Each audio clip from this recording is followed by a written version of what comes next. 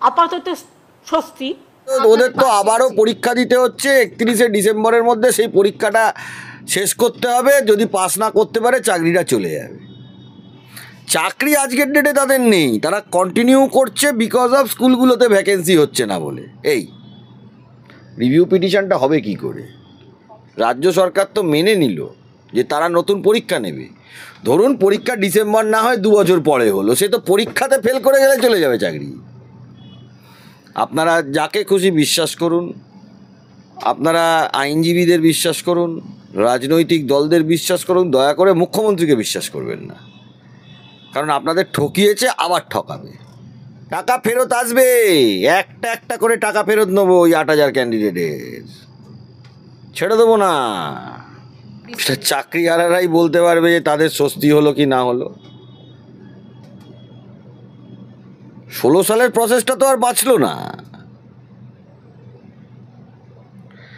যারা জেনুইন তাদের মধ্যে 18,000-এর মধ্যে 16-17 হাজার জেনুইন সবারই চাকরি থাকবে।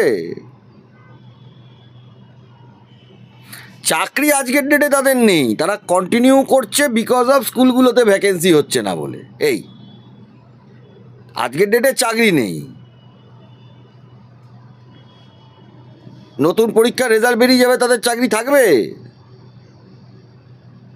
সার্ভিস ক্যারিয়ারে, সার্ভিস রেকর্ডে কি লিখবে? ডিআই যে সার্ভিস রেকর্ডে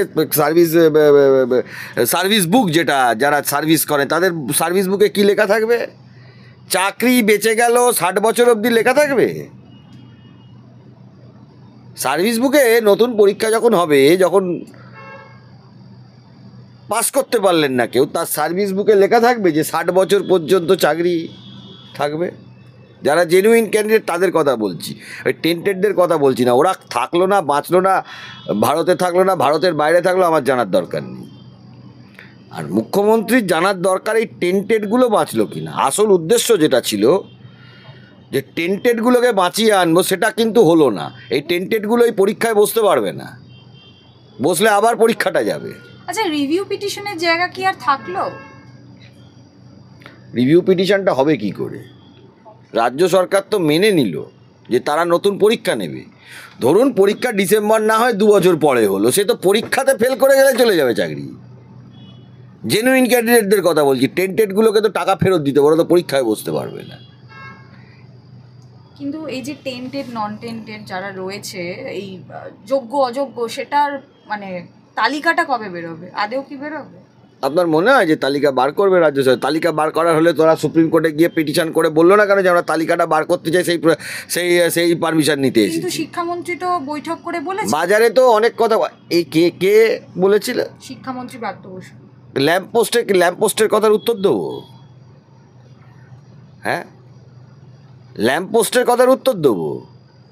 উনি যাত্রা করেন, যাত্রার জন্য ঠিক আছে, শিক্ষামন্ত্রীর জন্য ঠিক আছে, ওর কথার উত্তর দেবো?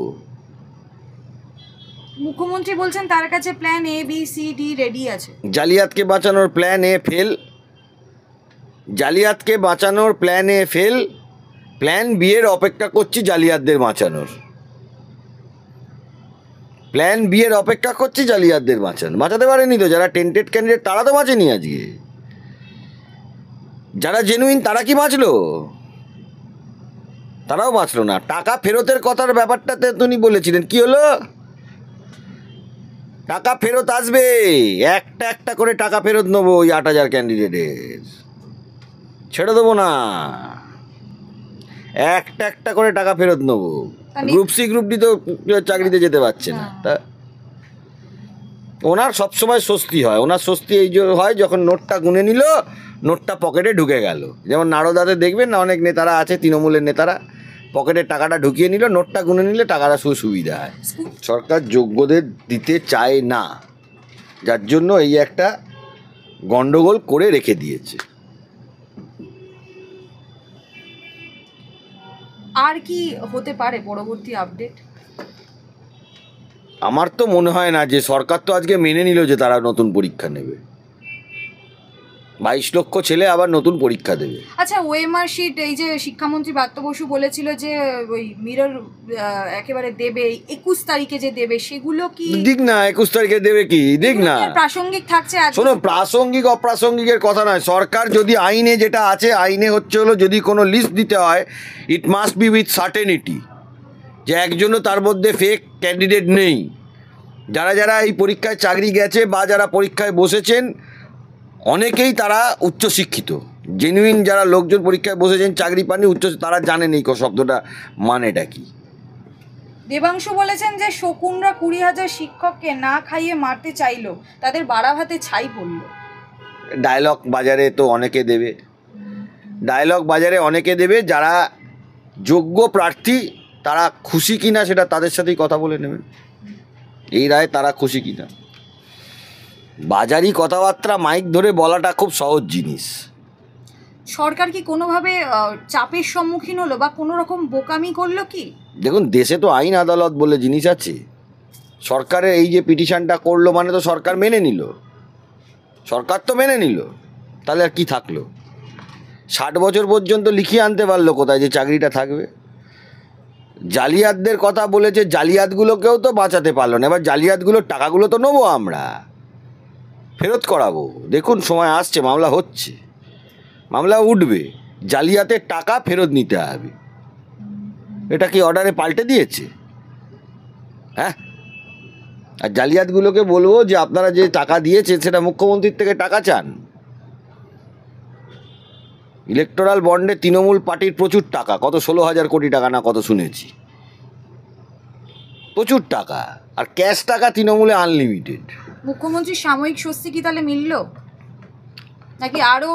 না না, এখানে তো মুখ্যমন্ত্রীর সাময়িক স্বস্তির কথাটা কেন উঠবে? তিনি বলছেন না না, মুখ্যমন্ত্রীর সাময়িক স্বস্তির কথাটা কেন? যারা চাকরিয়ারা, যারা প্রতারিত, তাদের কি স্বস্তি হলো সেইটা কেন উঠবে না? একজন জালিয়াতি করেছে তার সাময়িক স্বস্তি হলো, সেই নিয়ে আপনারা বলবেন কেন?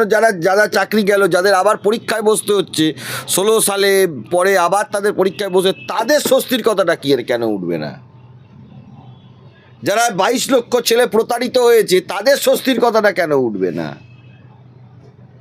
সবসময় মুখ্যমন্ত্রীর স্বস্তির কথাটা উঠবে কেন?